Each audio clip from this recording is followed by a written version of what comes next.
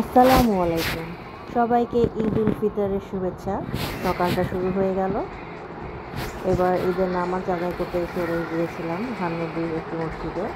নামাজ পড়ে আবার আমরা একটু বের হলাম বাসায় রান্নাবান্না শেষ করে।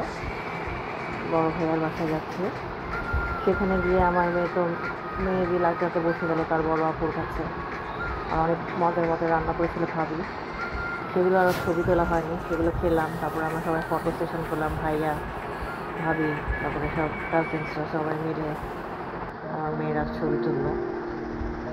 এই তো এক একজনের পোজ। ঈদের দিনের ওয়েদারটা ছিল বেশ গরম ছিল, তবে সবাইকে দেখে অনেক ভালো লাগছে। পরিবারের সাথে ঈদের সময়টা ভাগ করার আনন্দ অন্যরকম। সবাই ছবি তুলে তারপরে আবার আমরা খাওয়া দাওয়ায় ব্যস্ত হয়ে গেলাম। এরপর বিকালে আমরা ছাদে চলে গিয়েছিলাম, ছাদেও আমরা ছবি তুললাম। বেশ বাতাস ছিল ছাদে সেদিন।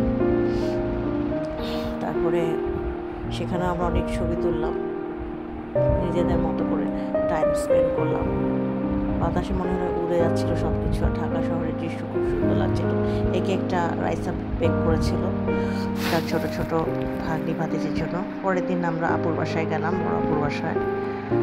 তারপরে সেখানে আমাদের ছোট ছোট দুই পরিবারের সদস্য, ওদের সাথে বেশ মজা করলাম, এখানে কিছু ছবি তুললাম। পরের দিন মেহেদিটা এরকম লাল হয়েছিল। বিকালে গেলাম আপুর বাসায়, সেখানে বেশ খাওয়া দাওয়া করে আবার বাসায় ফিরলাম। পরের দিন আমার বাসায় ছিল হোস্টিং। গান ছেড়ে রমজানের আমার বাসায় অনেকে এসেছিল, আপু ভাইয়া। তারপরে ঈদের ফাইনাল ডের মোলাকাত হচ্ছিল, ঈদ মোবারক। আমি কিছু কিছু রান্না করেছিলাম, সব কিছুর ক্লিপ নিতে পারিনি। করেছিলাম গরুর মাংস, তারপর ভাত, সাদা ভাত, এছাড়াও চিকেন বিরিয়ানি এবং ঘন ডাল এবং কয়েকটা ভর্তা, বয়েল ভেজিটেবল, ফ্রুট সালাদ, টক দই। বেশ গরম পড়েছিল, গরমের মধ্যে এগুলো খেতে কিন্তু বেশ ভালো লাগে, কারণ পোলাও কোরমা খেয়ে সবাই বেশ অস্থির। আর ওয়েলকাম ড্রিঙ্কস ছিল ম্যাঙ্গো জুস। খেতে খেতে বিকাল হয়ে গেল, কারণ সবাই আস্তে আস্তে বেশ দেরি হয়ে গিয়েছিল, যেহেতু ঈদের তৃতীয় দিন সবাই একটু রেস্টে ছিল। এরপর আমি ডেজার্টগুলো সার্ভ করেছিলাম। বেশিরভাগই আমি বাসায় তৈরি করেছি, 2 ধরনের সেমাই, তারপর ডাবের পুডিং, আর মিষ্টিটা আপু এনেছিল, খুব মজা ছিল মিষ্টিগুলো। আর টিরামিসু করেছিলাম। সবাই খাওয়া দাওয়া করছিলাম আর গল্প করছিলাম। চমৎকার একটা পারিবারিক সময় পার করলাম। এরপরে আবার যথারীতি ফটো সেশন, এরপরে আবার খাওয়া দাওয়া, এভাবে চলছিল। মিনিও আমার আড্ডায় বসে গেছে। ও মানুষ দেখলে একটু ভয় পায়।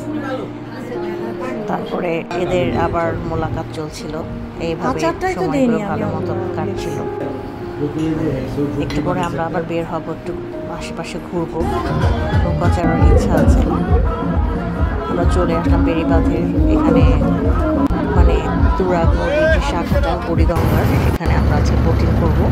এখন পানি একটু কম, বর্ষাকালে আরও বেশি পানি থাকে, তখন কিন্তু আরও বেশি ভালো লাগে।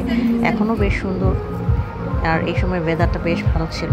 সূর্য ডুবে যাবে, সূর্যাস্তটা নদীতে বসে নৌকা চড়ে সূর্যাস্তটা দেখতে কিন্তু খুব ভালো লাগে। আর পরিবারের সদস্য ফ্রেন্ডস ফ্যামিলি, তাহলে কিন্তু খুবই ভালো লাগে। সবাই ছবি তোলাতে ব্যস্ত, কাপড়রা সব ছবি তুলতো। আমরা ভেতরে ঘুরছিলাম, নদীর বাতাস অসাধারণ সূর্য হচ্ছে। এখন কাছাকাছি এরকম একটা জায়গায় ঘুরতে পারার মজাই কিন্তু অন্যরকম।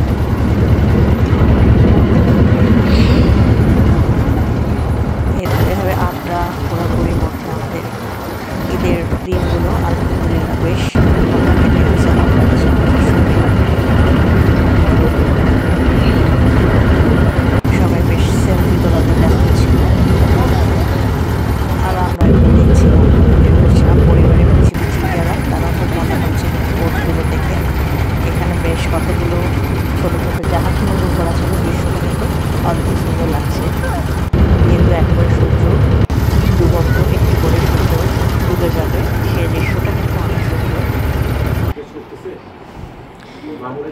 এরপরে আমরা বাসায় ফিরে নামাজ পড়ে আবার চা খেলাম, চাটা খেয়ে আবার টুকটাক স্ন্যাক্স এগুলো খেলাম। রাতের জন্য আমি বাইরে থেকে কিছু খাবার অর্ডার করেছি, আর বাসারও অনেক খাবার দুপুরে রয়ে গেছে, সেগুলো দিয়ে আমরা একটু পরে ডিনার সেরে নিলাম। আর এই তো আমার সারাদিনের ছোট ছোট পিক্সগুলো আমি একটু করে শেয়ার করছি। যারা যারা এসেছে তাদেরকে অনেক ধন্যবাদ, আর যারা আসতে পারেনি তাদেরকে অনেক মিস করেছি। এটা কোনো এটা পারিবারিক একটা গেট টুগেদার ছিল, ওইভাবে বড় কোনো আয়োজন করিনি, তারপরে বেশ সময়টা ভালো কেটেছে। এই ছিল আমাদের এবারের 2025-এর ঈদ উল ফিতর স্মৃতি হিসেবে রেখে দেওয়ার জন্য এই ভিডিওগুলো করলাম। আর সবশেষে এই মজার কেকটা আমরা খেয়েছিলাম, এটা আমার ভাই মেয়ের যে হাজব্যান্ড ও এনেছিল, খুবই মজা ছিল কেকটা। আর পিচ্চিরা তো কেক কাটতে সবসময় কাটা হয়ে গেল। এটাই ফার্স্ট টাইম ট্রাই করবো। টেস্টটা আমার কাছে বেশ ভালোই লেগেছে,